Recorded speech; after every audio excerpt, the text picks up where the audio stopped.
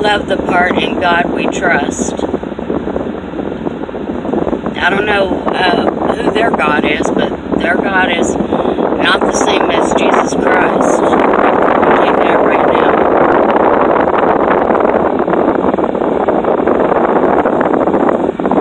So he went to the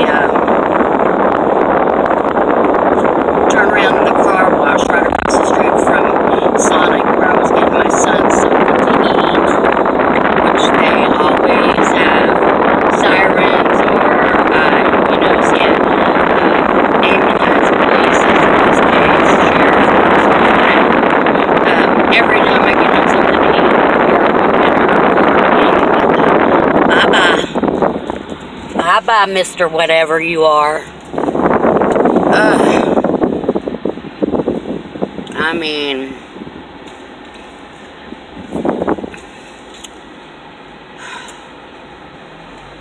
for a law-abiding citizen, they sure are afraid of me for some reason.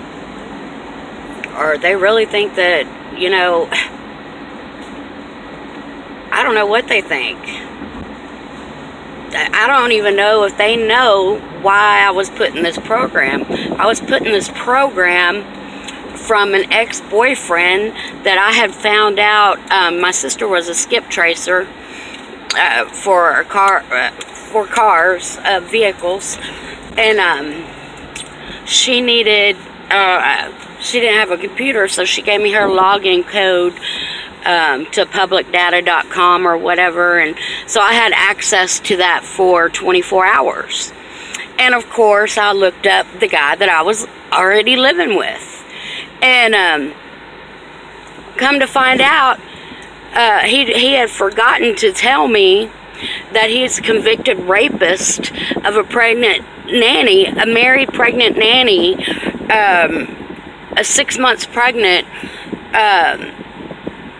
of a couple that he went out with that night. She was there watching the couple's child while they all went out, and he came back and raped her. And I found that out, and then I also found out about this lady that was on his computer. That's right when I didn't know that much about computers, but I was starting to, thanks to him. He had a lot of things hidden, a lot of files hidden on the computer, and I started looking them up, and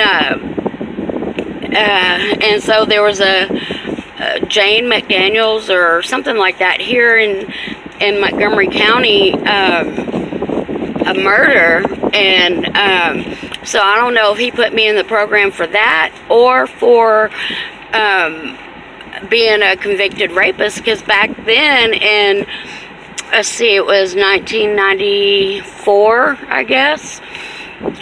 He had already been to prison and done his time, and so you didn't have to register for, you know, to, you know, be on the registry if you've already done your time by a certain amount, a date or something.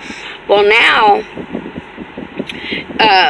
that's not the facts anymore. The facts are you have to register no matter what year or what date. If it's aggravated, like his was at knife point,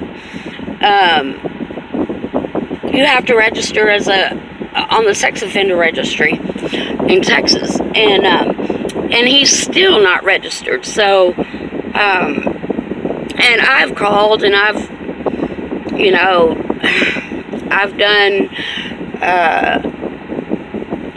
those anonymous Crime Stopper things. I've actually emailed and called the local departments and even the national departments, and he still is not on the registry. And I mean, and this lady that was murdered, I mean, she drove a Ford Mustang, and all he's ever done is work.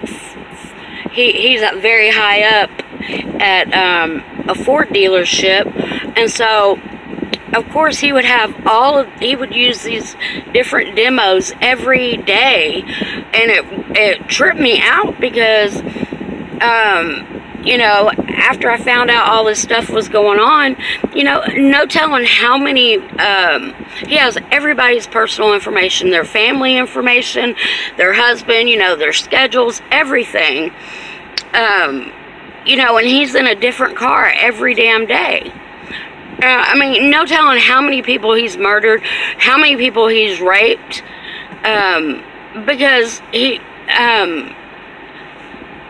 you know, nobody knows. It's not on his record. He's not registered. He's supposed to be registered, but he's not. And so that is who these cops and law enforcement and government officials, that's who they are working for. Now, on his Facebook page, it says at the very bottom, and I just noticed this like 2 or 3 months ago, that it says he works for military police. Well, he ain't never been to military. The only place he's been is prison. And so that really like tripped me out. And I mean, the man put me in this program because I don't know if it's because of the dead woman that I found, that I really truly believe that he murdered with all my heart. I mean, if people would just listen to what I'm saying, you know, or, you know, not just say I don't have enough information, if they would just investigate, they could see. But they're not going to investigate because I guess he's a gangster. I don't know. I have no idea why. But that's who a government is protecting.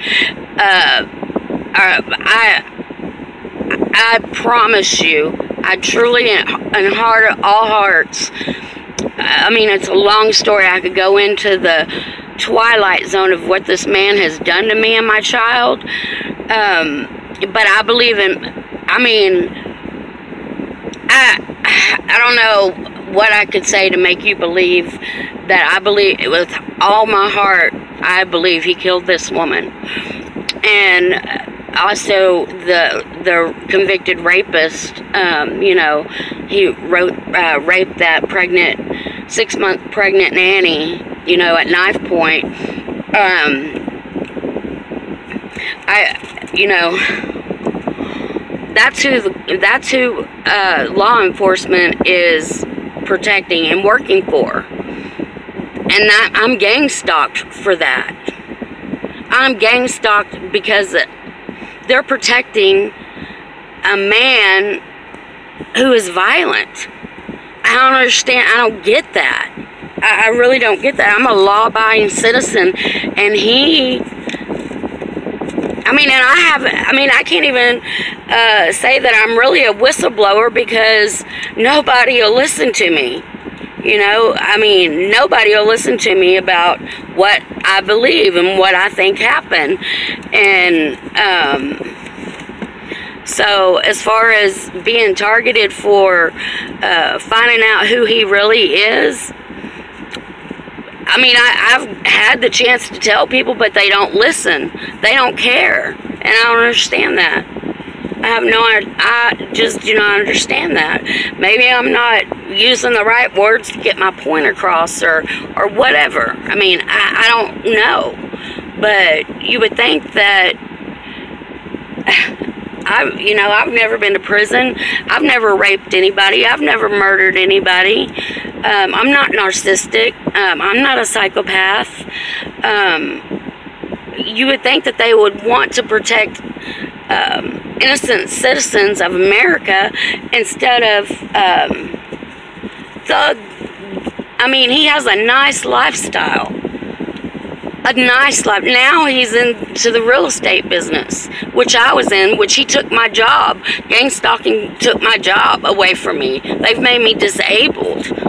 But he's just going and blowing and doing whatever he wants, entering all of these people's homes. And I mean, no telling, seriously, it's very scary for me to, when I think about the Dr. Jekyll and Mr. Hyde that he is. I mean, because, I mean, all the times that he would drive these different cars, I mean, he could commit crimes and get away with it because he's in a different car every damn day. Never drove the same car. I couldn't do that. I mean, yeah, it was nice, I guess, for him, but I mean, I wanted my own car. I don't want to drive a different car every single day. But he did. And I mean, it was just really a bad situation. But anyway, that's who my gang stalking perps are. They're government officials. 99% law enforcement and EMTs, and anywhere I go, whatever county, city, whatever, it doesn't matter. And, you know, concerned citizens and forgot all of that bull crap, okay? They're all protecting and working for a convicted rapist. And I feel heavily in my heart that he's murdered several people. But anyway, that's all I got. Sorry about the rant. Just it just pisses me off sometimes that, you know, people can get away with this and they're the real criminals. You know,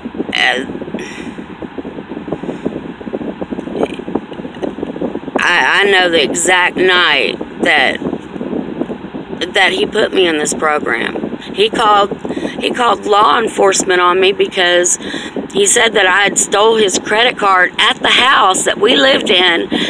And I was telling him, why would I steal your credit card? I buy everything for this house anyway. I have my own money. Why would I do that? Why would I do that? And next thing I know, he's getting dressed. I'm like, what are you doing? Where are you going? He goes, I called the cops. I said, you called the 911 on me? And he sat outside with that cop for maybe 2 hours. I couldn't believe it. 2 hours. And when he came back in, I'm like, well, what did he say? He says that you're never going to leave me. You're never going to leave me alone. And that's the day it started. He talked to a cop that he called on me, 911, for stealing his credit card, which I did not do, which, you know, he found it, so-called found it the next day in his wallet.